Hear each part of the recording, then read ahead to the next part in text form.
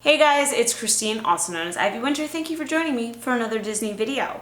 This video idea was actually sparked from a question that was asked on the TTA podcast to Rob and myself. And when we get those questions, we get to answer them in a couple of minutes, but we don't really expand as much as sometimes I wish we could because we get so many questions from you guys. So I wanted to think a little bit bigger around one of the questions that we got, which had to do with, attraction solo. I wanted to talk today about the best attractions at Disney World to go on solo that just are the easiest to manage alone, the best experience alone, maybe the least awkward experience alone. And so being that I've gone many times solo, and hopefully we'll get to go solo sometime not too far in the future. I know things are so crazy right now. I have definitely had experience doing a lot of different attractions alone. I think I've done most attractions alone, and so I have a lot of thoughts on what is the best attractions to do when you are there by yourself. So the first recommendation that I have just in general as a solo traveler is just any attraction with a theater is going to be really easy for you. Theaters are just, there's no awkwardness about it. No one's going to notice that you're a party of one. They're not calling numbers of parties. You kind of just filter in with everybody else. You can pick your seat with ease. It's not like you're with a group of people and you're like, oh man, we all want to try to get a row in together, which can be such a pain in the butt. I've been there with Tough to Be a Bug, PhilharMagic, any of the live stage shows, and you're a group of 7 people and everyone wants to sit either in the same row or 2 rows, one in front of the other, and you're trying to figure that out while fighting the masses. You don't have to do that when you're by yourself. It's very easy to just be like, yeah, I want to sit front row, I want to sit back row. You can sit where the heck you want.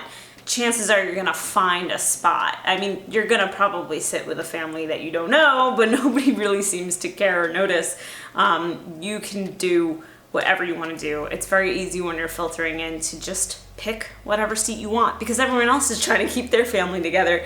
You can get away from all of that madness and just go exactly where you want to go. Again, some examples that I threw out there were PhilharMagic and Carousel of Progress, American Adventure, Indiana Jones, Stunt Spectacular, Festival of the Lion King, anything where basically you are picking your row and picking your seat and not having to worry about party sizes. And here's the obvious other answer that's kind of a duh answer, but obviously anything with single rider. That's obvious, especially as a solo traveler.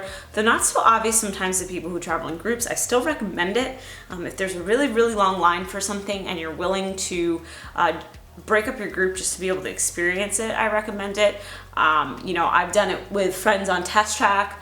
I've done it with friends on Radiator Springs Racers, both similar vehicles, and have found multiple times that me and my friends have ended up in the same car, even if in different rows. So you might not even be totally by yourself, and especially for rides with very long waits, I highly recommend it even for groups. But beyond that, when you're by yourself, do the single rider line.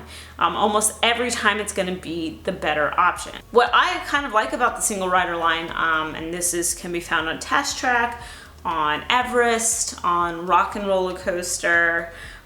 There's technically not a single rider for Flight of Passage until the last bit of boarding in the queue, but there is. When you get there, you can let them know that you're riding by yourself and you can bypass a bunch of people there. What I find is it's kind of fun to actually be paired up. Sometimes you're paired up with another single rider. So you could be paired up with the third person in a 3-party group, but sometimes I found, especially in Everest, as of late, my last few trips, I get paired up with another single rider, and then that's fine because you just are both in the same boat. I've talked to and met really nice people that way. So sometimes it can be, a positive experience in that way too. Next favorite ride to ride solo is Space Mountain because you sit by yourself. Pretty much end of discussion there. You've got the single seats and that's it. You're just sitting by yourself. So it's rare that as a single person you'd be in the middle of the car. It does happen, but it's not common. I find that I'm usually in the front or the back. So again, nobody's really noticing that you're by yourself there, but you're not awkwardly sitting next to someone you don't know. You're just by yourself.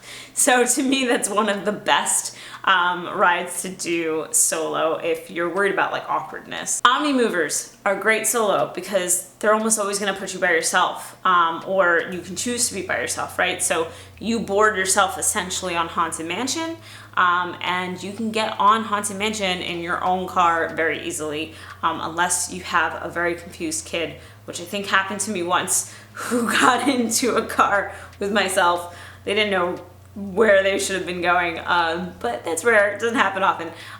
You get to have the entire vehicle to yourself. So anything with an Omni mover, more often than not, you're gonna sit by yourself. I've been on the TTA completely alone, even though that can sit, what is it, 4 people comfortably, maybe 6 with small kids.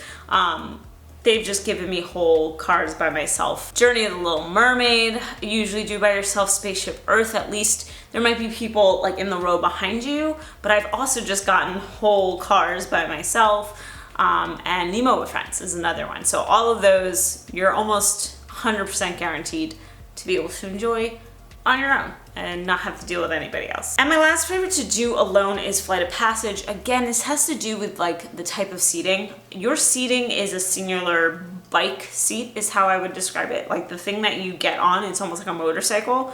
And even though you're all lined up in a row, you sit by yourself. Like you're definitely close to the people next to you, but not that close that you can't have your own singular experience. And again, you have your own seat that is kind of separated off. The only bummer I would say about Flight of Passage if you're by yourself is for some reason, I think just because of how groups work and when they pull the single riders in, you tend to be on the ends of the rows, generally. I don't find that they place you in the middle of the row. You're gonna get like seat 1 or seat 16. And so you're just gonna be on the very edge of your row with that view. So if that's something that worries you, I'm sure you could probably request a specific seat, but that has, I feel like almost every time I've gone alone, I've been number 16. So I'm just the last person in the room because they're trying to find, you know, ways to fill in rooms as wholly as they can. So those are my favorite rides to do solo. There's definitely others that I think are really great as well, but those are the ones that kind of come to mind that are the easiest to handle solo, especially if it's your first trip, and ones that where you can just enjoy them really by yourself, or be able to get on faster with things like single rider. But I'd like to know in the comments below, what are your favorite attractions to do solo? What do you find the easiest to do alone? You can let me know in the comments below. Love the conversations that we often have on these videos. If you like this video, then like it. If you like me, you should subscribe. I try to make videos every single week. I was saying this in my other video. We got hit by Isaias and I was out of power for a week. So, you know, assuming there's no big storms, I make videos every single week. So I appreciate if you hit that subscribe button. Thank you so much for watching. And as always, have a great rest of the day. Bye.